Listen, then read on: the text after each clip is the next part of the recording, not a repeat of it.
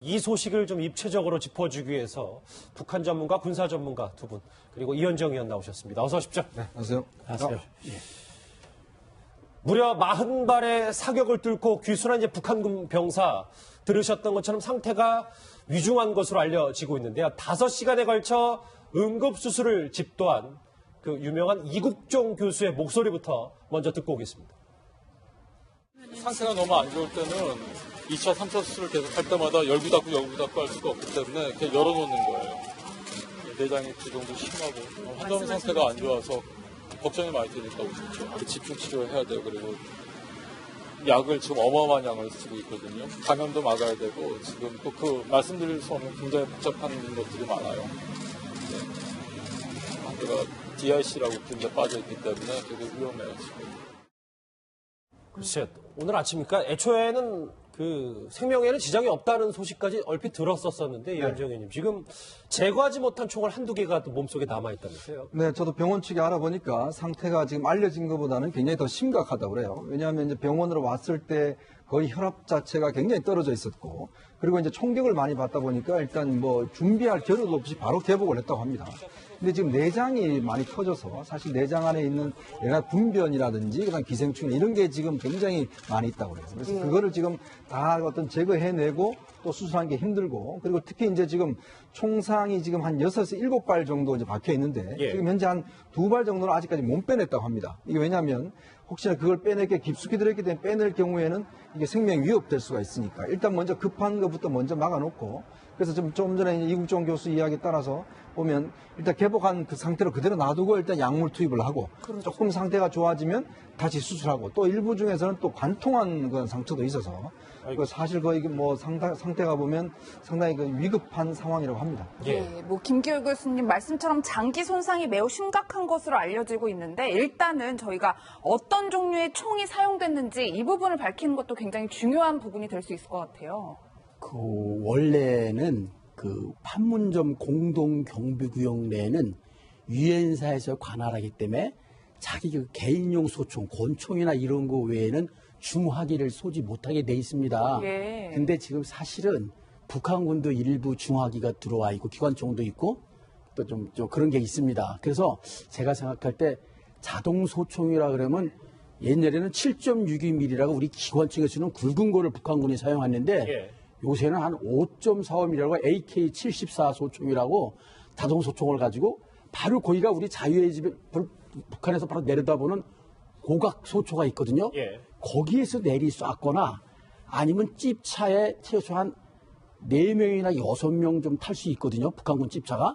그 나머지 인원에서 또 같이 쐈거나 해서 한 40여 발이 어깨, 뭐 등, 다리, 그리고 이 등에서는 복부를 관통하고. 근데 북한군 소총은 제가 그것까지 연구를 못해. 우리 소총은 5.56mm 가늘어도 조우손이라 그래가지고 이게 빙빙빙빙 돌아가기 때문에 들어갈 때는 조그만 구멍으로 들어가는데 이제 나올 때는 이게 확 해져서 나오니까 아마 지금까지 사망을 안 했다면 그게 천우신조가 아닐까.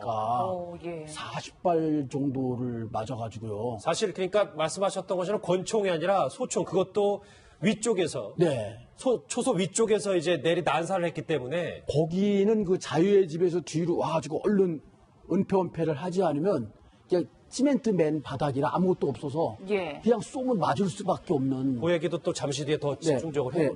안 소장님.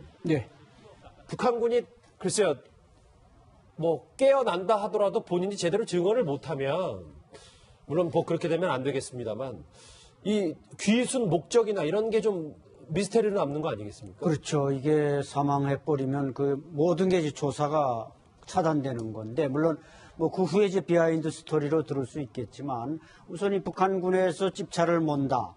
운전병인지 뭐 정전위원회 사람들은 대체로 또 복장을 변장하니까 저렇게 경무원들이 나와 있어도 사실은 하전사 군복을 입고 있어도 다 강공군관학교나 이런 걸 졸업한 위관급 군관들이 대체로 나와 있습니다.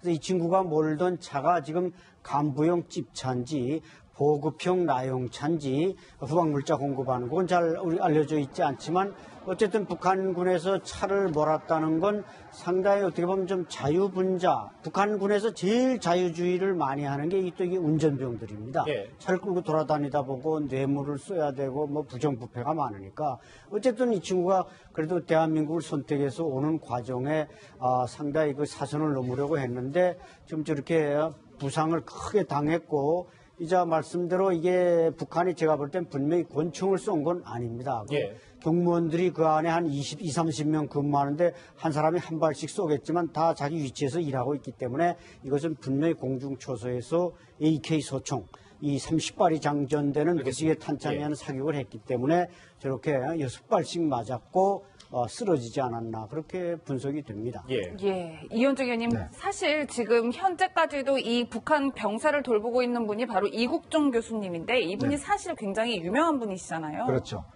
사실 아덴만의 영웅이라고 하지 않습니까? 석혜균 선장을 사실 그때 총탄을 많이 맞았죠. 그때 어떤 응급치료를 해서 정말 석 선장을 살려낸 가라버린 거고 그 이후에 이 중증외상치료센터 이게 이제 이제 이국종 교수가 주장을 해서 이게 이제 지금 각 지역별로 마련이 되어 있습니다. 그러니까 헬기도 이제 마련되어 있고. 그러니까 왜냐하면 이런 응급 환자들 같은 경우는 일반 병원을 갈 경우에 실제로 이제 이국종 교수 같은 응급의학을 전공하셨거든요. 그만큼 응급한 상황에는 정말 이게 훈련되고 단련된 팀들이 붙어서 한꺼번에 수술을 해야지만이 살릴 수가 있는 겁니다. 그러니까 일반적인 응급실과는 좀 더 스페셜한 그런 기능을 요구를 하거든요. 그런 면에서 이제 지금 각 지역에 지금 광역 지역에 응급센터가 설치가 돼 있고 이제 이국종 교수가 지금 현재 아주대 원래 교수거든요. 아주대에 이제 이 센터가 설립되어 있습니다. 그래서 여기 이제 헬기도 있고 이번에 같은 경우는 미군 헬기로 바로 이제 이송을 해서 거기서 바로 이제 현장에 수술을 했는데 마침 이제 이국종 교수가 직접 집도를 맡아서 수술을 장시간 했다고 합니다.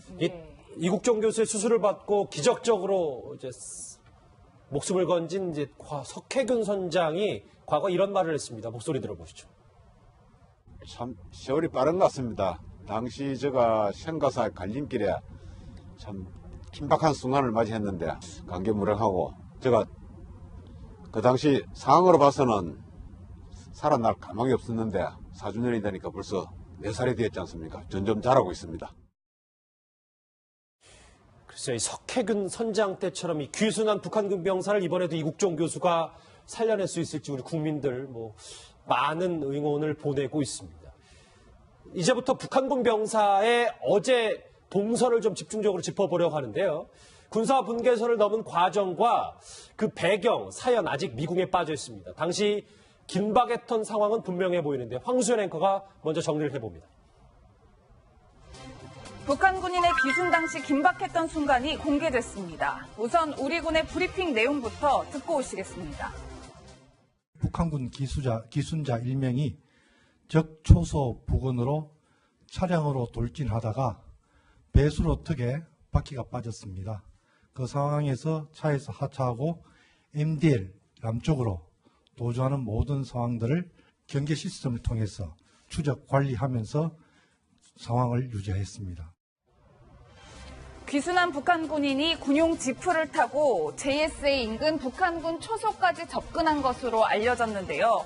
이 군인은 지프를 몰고 빠른 속도로 초소 인근까지는 접근했지만 지프 바퀴가 배수로 턱에 빠지면서 급하게 차를 버리고 계속해서 남쪽으로 달려서 도주한 것으로 알려졌습니다.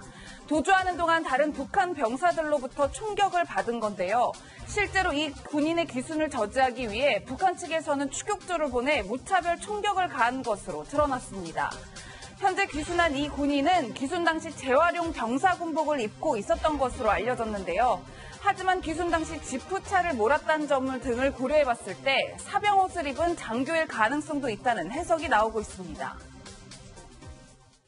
귀순한 북한군 병사의 동선 이제 조금 더 이해가 되셨을 겁니다. 좀 더 깊게 들어가 보겠습니다. 오른쪽에 준비한 게 있습니다.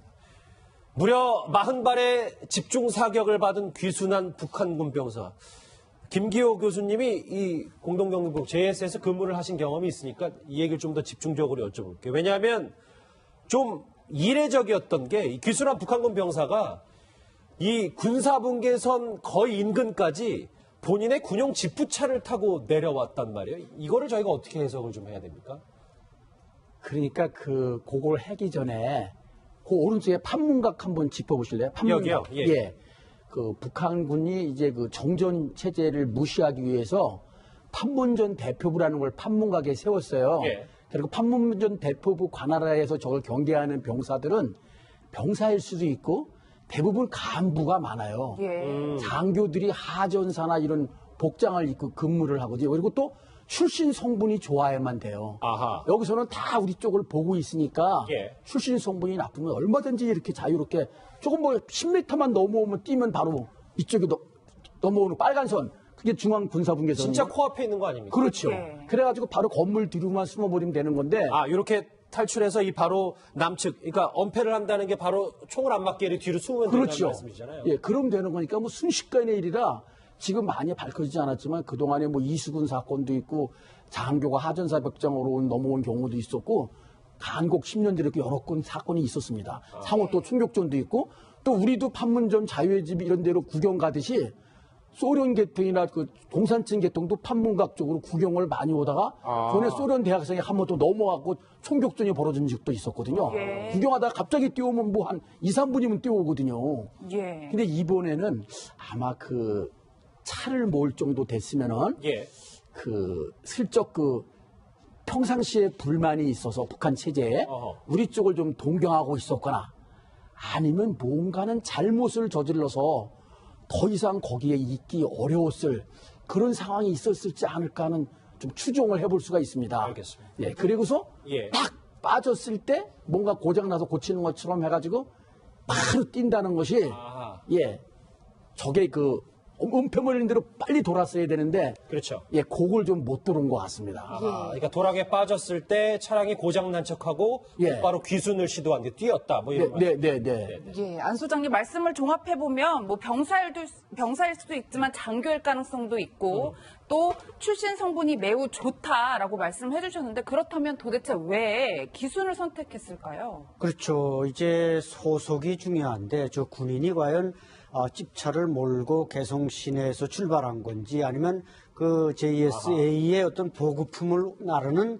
그런 또 운전병인지 그건 이제 좀 더 조사를 본인이 이제 살아나서 조사해 보면 드러나겠습니다만은 어쨌든 제가 볼 때는 판문점 가까이 다가왔다는 것은 그와 관련된 부대 송원이기 때문에 거기까지 나오지 그 전에 3-4단계를 집차를 타고 패스할 수가 없습니다. 그렇죠. 그렇기 때문에 저 친구도 출신 성분이 대단히 좋은 검토된 그런 집안인 것만은 확실한데 나름대로 뭔가 최근에 북한군에서 불만도 높아가고 있고 또 무슨 핵 개발 뭐 ICBM 개발하면서 이게 보급이 잘 안 되니까 예. 거기서 이제 여러 가지 불평 불만이 누적되고 또 상관과 다투을 가능성도 있고 북한군인 경우 대체로 간부의 집차를 운전하면은 제대할 때 제대를 안 하고 대학을 가거나 바로 이제 6개월짜리 군관 양성서를 보내서 표를 달아줍니다. 소위로.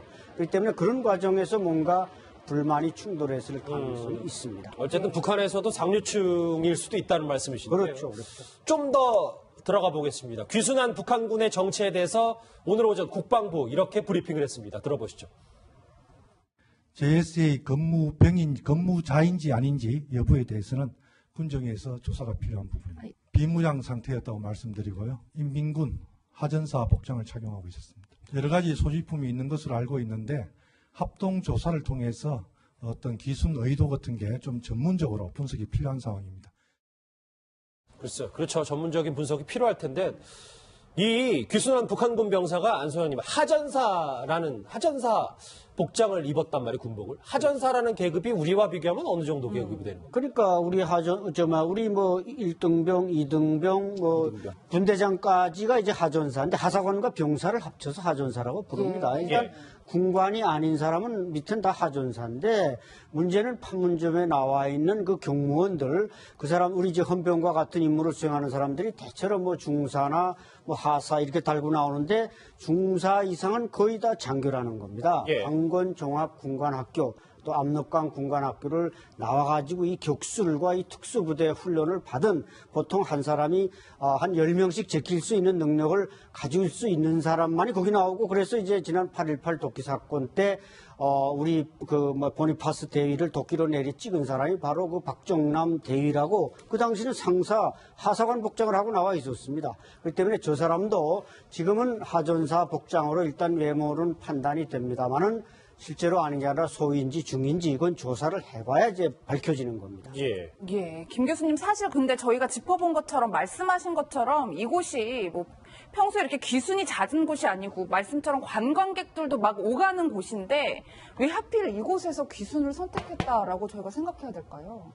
저기가 귀순이 잘 일어나지는 않지만 귀순하기가 딴 데보다 쉬워요. 예. 한 2, 3분이나 5분만 순식간에 잘 뛰면 바로 귀순할 수 있거든요. 그러니까 JSA가 저 지금 화면에 그래픽으로 나옵니다만 예. 좀 북한군 입장에서 북한 쪽 입장에서 어찌 보면 등잔 밑이 어두운 조금 지도는 하면 어렵지만 하면 할 수 있는 곳.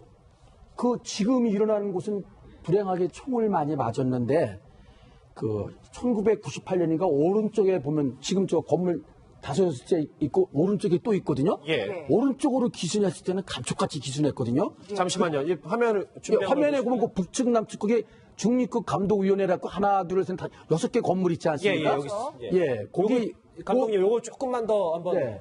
뭐 저 주변을 해주시겠어요? 예, 그 건물 우측으로 예, 그 우측으로 그 1998년에 변용관 상위라고 그때는 하전사 복장을 끌고 보니까 우리 한 대위급쯤 돼요. 소위, 중위, 거기는 상위, 대위로 이렇게 나오거든요. 예. 그래서 한 상위면은 중위보다 높고 대위보다 낮은 그런 계급인데 거기 오른쪽으로 이렇게 왔을 때는 그 감쪽같이 왔거든요. 아, 이쪽으로 왔을 때는 좀 그때는 수월하게 왔었는데 이번에는 이쪽으로 와서 총격을 받은. 예, 그 아마 초소에서 감지되는 많이 보이기 때문에 좀 그랬던 것 같아요. 예. 예. 이윤정 의원님, 근데 네. 저는 궁금한 점이 사실 기자들이요, 여기 JSA 취재 많이 가잖아요. 그렇죠. 그리고 관광객들도 다니는데 어제 대낮이었단 말이에요. 네. 혹시나 민간인이 있었으면 굉장히 위험했겠다 이런 생각이 들더라고요. 그렇죠. 어제 그 시간 자체가 보면 오후 이제 3시쯤이니까 사실 이제 그동안 우리가 이제 그 JS를 가보면 이제 군인들이 이렇게 나와 있지 않습니까? 근데 이제 보통 때 같은 경우는 나와 있지 않습니다. 나와 있지 않고 이제 예전에 그 남북이 합의해서 평상시 때는 나와 있지 않고 이제 어떤 뭐 행사나 손님이 올 때만 이제 나가 있는 상황이고 그다음에 이제 CCTV가 다 이제 장착이 돼서 그걸로 이제 일제 감시를 하고 있거든요. 그러니까 그렇다고 한다면 사실 어제 같은 경우는 이게 40발이나 총알이 쐈다고 하면 아까 말씀드린 권총이 아니라 자동소총으로 쐈다고 하면 상당히 그 우리 쪽에서도 감지를 충분히 했을 것이고 그렇죠. 지금 일단 군당국 설명은 그러니까 CCTV로부터 처음부터 계속 보고 있었다 이렇게 지금 증언을 하고 있는데 예. 만약에 제대로 이제 그 감시를 했는지 이 여부는 뭐 하지만 만약에 이제 우리 관광객들이 저게 이제 관광을 하고 있었다라면 이건 상당히 큰 문제가 될 수가 있는 것이죠. 예. 그러니까 그렇기 때문에 사실은 이제 그때 당시에는 다른 어떤 피해는 없는 걸로 봐서는 일단 관광객이 없었던 걸 보여져요. 그렇지만 그러니까 저런 상황이 만약 관광객이 있을 때 벌어졌다라면 상당히 위험할 수가 있습니다. 이게 지금 보니까 예. 팔, 뭐 다리, 가슴, 뭐 복부 다 지금 총상을 입어서 안수양이. 그런데 제가 제목으로도 좀 짚어봤습니다만 북한군이 총격이 무려 40발이잖아요. 이렇게까지 많이 쏠 필요가 있었는지 혹은 북한군이 어떤 이유에서 이렇게 난사를 한 건지에 대해서 궁금합니다.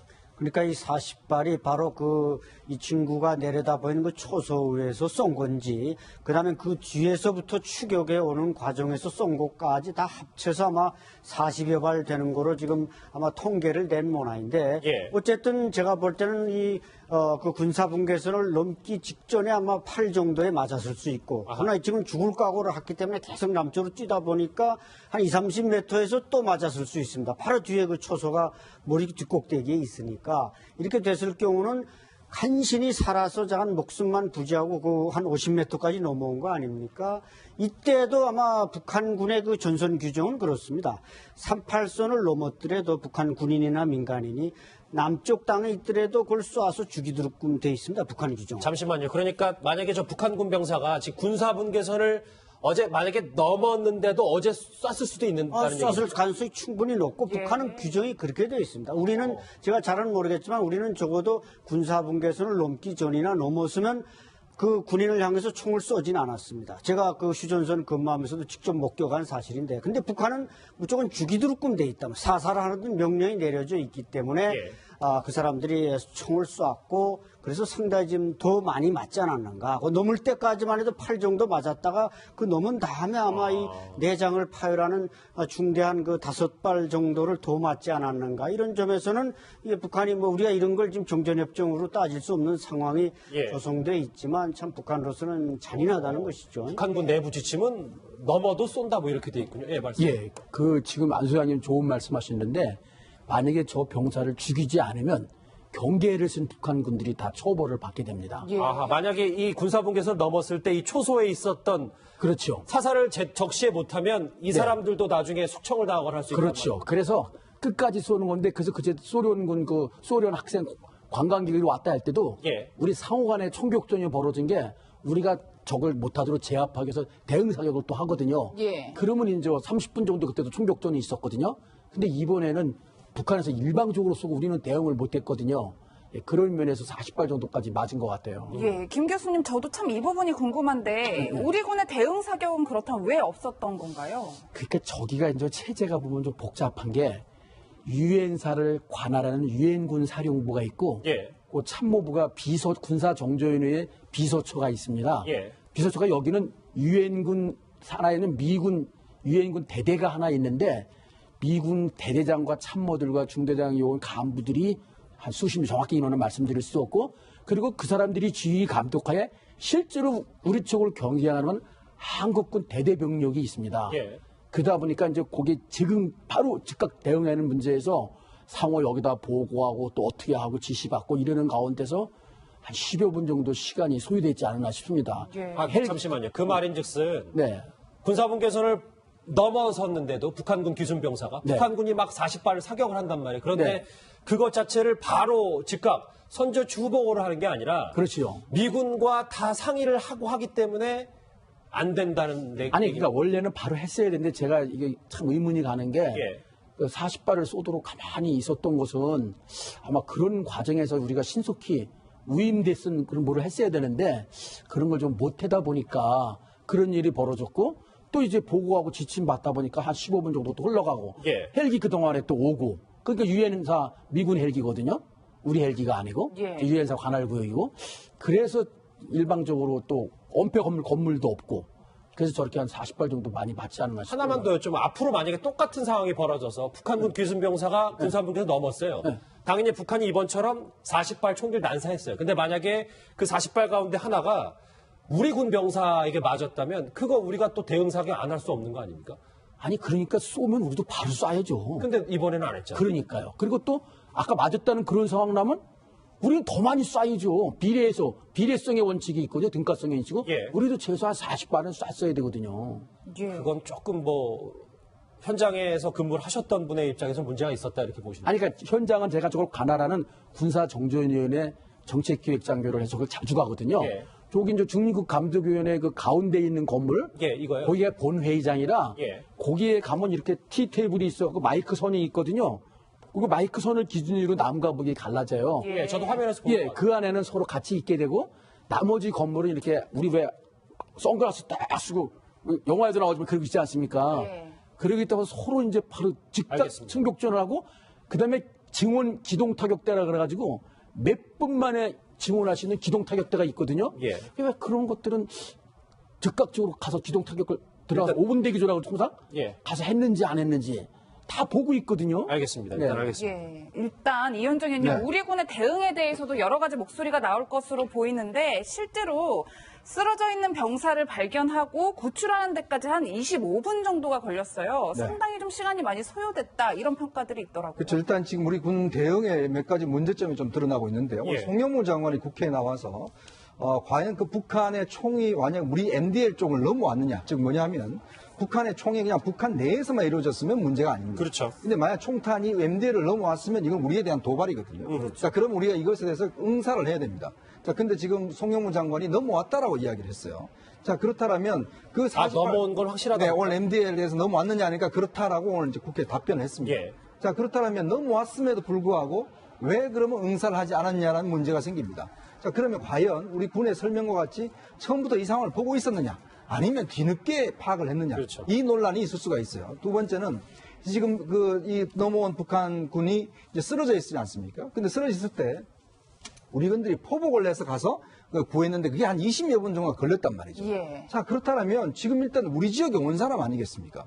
그렇다면 우리 지역에 왔을 때는 우리 군들이 즉각 가서 그 사람을 일단 빨리 구해 와야 되는데, 그러니까 물론 이제 그 포복을 간 것은 이제 우리 군에 혹시나 총격이 있을까 한 것인데, 문제는 그렇다면 우리 군에서 응사를 해서 엄호를 해서 그 사람 구해 와야 되는 게 어떤 우리의 수칙이라고 보여진다면, 근데 왜 그걸 안 했냐는 것이죠. 왜냐하면 이게 촉각을 다투는 생명의 어떤 촉각을 다투는 것인데 20여 분 동안 늦어짐으로 해서 실제 이송돼 지금 이제 아까 이국종 교수 이야기 따라 이게 굉장히 위중한 상황이지 않습니까? 그렇죠. 그렇다 보니까 과연 그렇게 했느냐의 문제. 아까 김 교수님 이야기했지만 그럼 우리 군에서는 도대체 그럼 왜 그렇게 가만히 있었느냐. 이 북한에서 40발을 쏘고 그게 지금 그 국방부 장관 이야기로는 MDL까지 넘어왔다고 하는데도 불구하고 응사를 왜 안 했던가. 파악하고 있었는가. 이런 문제가 사실 좀 더 밝혀져야 될 문제 같습니다. 김규 교수님 정리를 해볼게요. 그러니까 우리 영토에서 물론 뭐 북한군이 언제 총을 쏠지 모르니까 뭐 포복으로 갈 수도 있겠지만 그것부터 해서 응사도 제대로 하지 못했다라는 측면이 오히려 이 사람이 왜 기순을 했는지를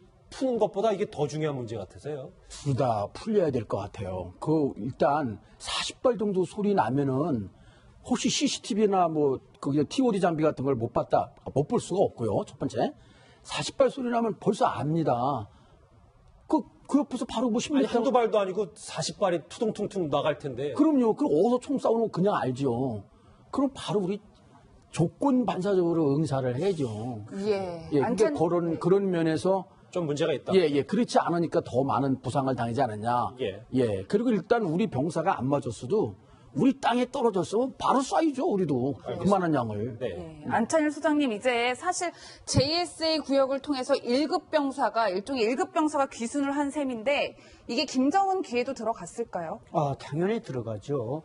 이게 김정일 때도 그렇고, 김정은도 이게 판문점에 대한 관심이 지대합니다. 74년에 김정일이가 판문점에 와서 그 경무원들을 뒷잔등을 두드려주니까 2년 후에 이 독기 사건을 일으킨 겁니다. 세상에 배는 게 없었죠. 아마 김정은이 올해 들어와서도 판문점이나 초전방 그 GP까지 나온 걸로 알려지고 있거든요. 그래서 이 친구들이 뭔가 지금 뭔가 그 뭐 도취가 되어 있는지 자간 이 귀순병사가 지나가는 걸 제때 발견 못했다가 아마 마지막 단계에서 발견하고 저렇게 집중 사격을 한 것으로 알려지고 있는데, 만약에 이자 말씀들하신 대로 저 총탄이 우리 구역에 떨어졌다든지 또 북한이 저렇게 자동 화기로 사격했다든지 이런 건 엄연한 군사정전협정 위반 행위입니다. 물론 북한은 군사정전위원회에서 뛰쳐나가서 지금 조선인민군 판문점위원회라는 걸 만들어가지고 제멋대로 가고 있지만 우리가 이걸 따질 건 따져서 뭔가 정전체제 북한을 다시 끌어들이는 그런 시스템을 만들어가야 하는 것입니다. 이번 기회에. 북한군 병사의 돌진 귀순 얘기. 오늘 오전 움직이는 소식 전문가들과 함께 짚어봤습니다. 두 분의 군사 전문가 김기호 교수, 관찰 소장님이 여기서 인사를 드리겠습니다. 하는데요. 군사 분계선을 넘은 과정과 그 배경, 사연 아직 미궁에 빠져 있습니다. 당시 긴박했던 상황은 분명해 보이는데 황수연 앵커가 먼저 정리를 해봅니다. 북한 군인의 귀순 당시 긴박했던 순간이 공개됐습니다. 우선 우리 군의 브리핑 내용부터 듣고 오시겠습니다. 북한군 기순자 1명이 적초소 부근으로 차량으로 돌진하다가 배수로 턱에 바퀴가 빠졌습니다. 그 상황에서 차에서 하차하고 MDL 남쪽으로 도주하는 모든 상황들을 경계 시스템을 통해서 추적 관리하면서 상황을 유지했습니다. 귀순한 북한 군인이 군용 지프를 타고 JSA 인근 북한군 초소까지 접근한 것으로 알려졌는데요. 이 군인은 지프를 몰고 빠른 속도로 초소 인근까지는 접근했지만 지프 바퀴가 배수로 턱에 빠지면서 급하게 차를 버리고 계속해서 남쪽으로 달려서 도주한 것으로 알려졌습니다.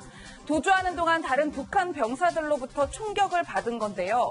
실제로 이 군인의 귀순을 저지하기 위해 북한 측에서는 추격조를 보내 무차별 총격을 가한 것으로 드러났습니다. 현재 귀순한 이 군인은 귀순 당시 재활용 병사군복을 입고 있었던 것으로 알려졌는데요. 하지만 귀순 당시 지프차를 몰았다는 점 등을 고려해봤을 때 사병옷을 입은 장교일 가능성도 있다는 해석이 나오고 있습니다. 귀순한 북한군 병사의 동선 이제 조금 더 이해가 되셨을 겁니다. 좀 더 깊게 들어가 보겠습니다. 오른쪽에 준비한 게 있습니다. 무려 40발의 집중 사격을 받은 귀순한 북한군 병사. 김기호 교수님이 이 공동경비부 JS에서 근무를 하신 경험이 있으니까 이 얘기를 좀 더 집중적으로 여쭤볼게요. 왜냐하면 좀 이례적이었던 게 이 귀순한 북한군 병사가 이 군사분계선 거의 인근까지 본인의 군용 지프차를 타고 내려왔단 말이에요. 이거를 저희가 어떻게 해석을 좀 해야 됩니까? 그러니까 그걸 하기 전에 그 오른쪽에 판문각 한번 짚어보실래요? 판문각. 여기요? 예.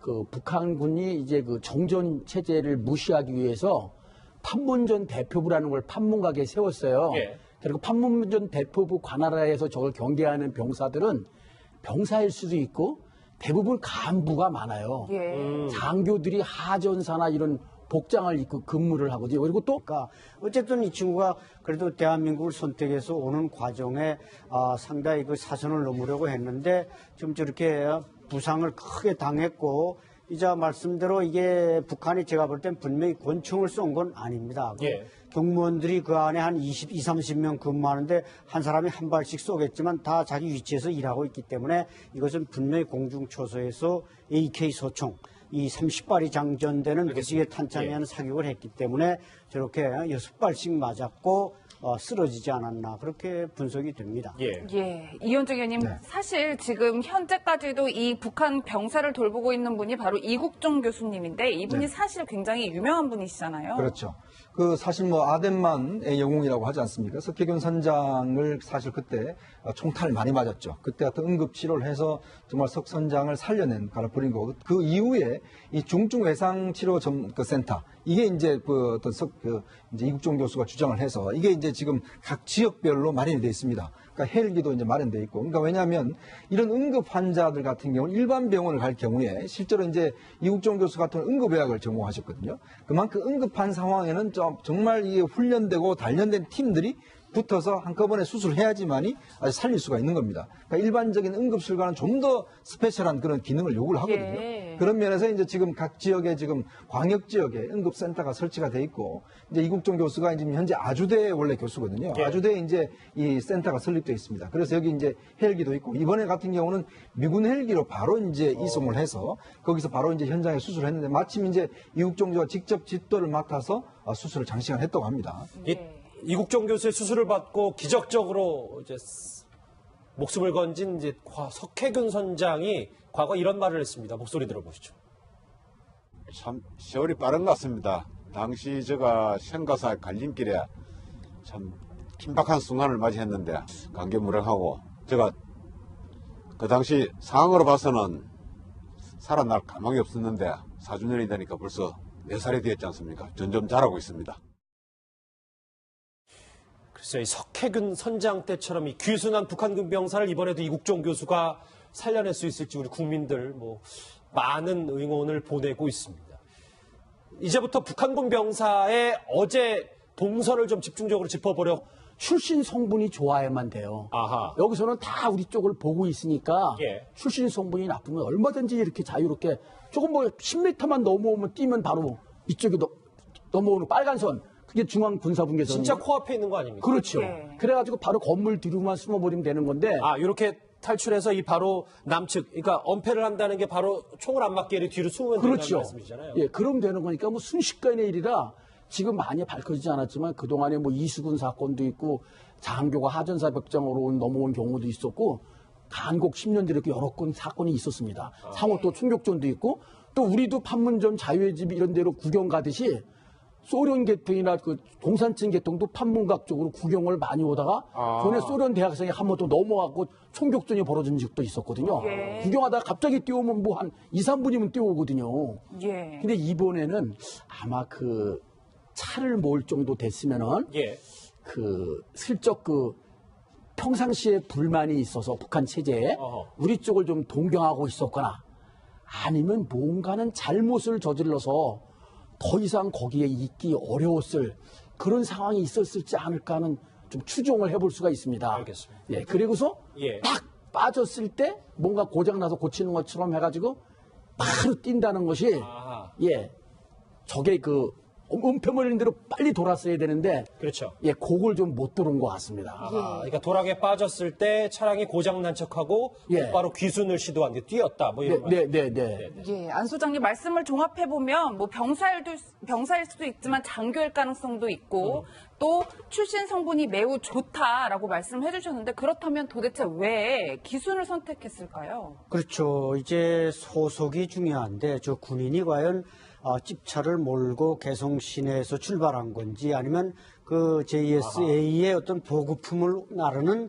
그런 또 운전병인지 그건 이제 좀 더 조사를 본인이 이제 살아나서 조사해 보면 드러나겠습니다만은 어쨌든 제가 볼 때는 판문점 가까이 다가왔다는 것은 그와 관련된 부대 송원이기 때문에 거기까지 나오지 그 전에 3-4단계를 찝차를 타고 패스할 수가 없습니다. 그렇죠. 그렇기 때문에 저 친구도 출신 성분이 대단히 좋은 검토된 그런 집안인 것만은 확실한데 나름대로 뭔가 최근에 북한군에서 불만도 높아가고 있고 기관총도 있고 또 좀 그런 게 있습니다. 그래서 제가 생각할 때 자동 소총이라 그러면 옛날에는 7.62mm라고 우리 기관총에서는 굵은 거를 북한군이 사용했는데 예.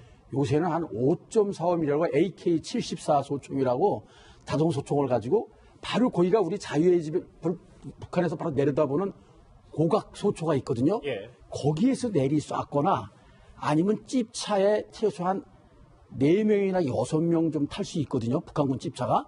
그 나머지 인원에서 또 같이 쐈거나 해서 한 40여 발이 예, 어깨, 뭐, 등, 다리, 그리고 이 등에서는 복부를 관통하고 근데 북한군 소총은 제가 그것까지 연구를 못해 우리 소총은 5.5mm 간으로도 조우손이라 그래가지고 이게 빙빙빙빙 돌아가기 때문에 들어갈 때는 조그만 구멍으로 들어가는데 이제 나올 때는 이게 확 휘져서 나오니까 아마 지금까지 사망을 안 했다면 그게 천우 신조가 아닐까. 예. 40발 정도를 맞아가지고요. 사실 그러니까 말씀하셨던 것처럼 권총이 아니라 소총 그것도 위쪽에서 네. 초소 위쪽에서 이제 난사를 했기 때문에 거기는 그 자유의 집에서 뒤로 와가지고 얼른 은폐를 하지 않으면 이제 시멘트 맨 바닥이라 아무것도 없어서 예. 그냥 쏘면 맞을 수밖에 없는. 그 얘기도 또 잠시 뒤에 더 집중적으로 해볼게요. 안 소장님. 네.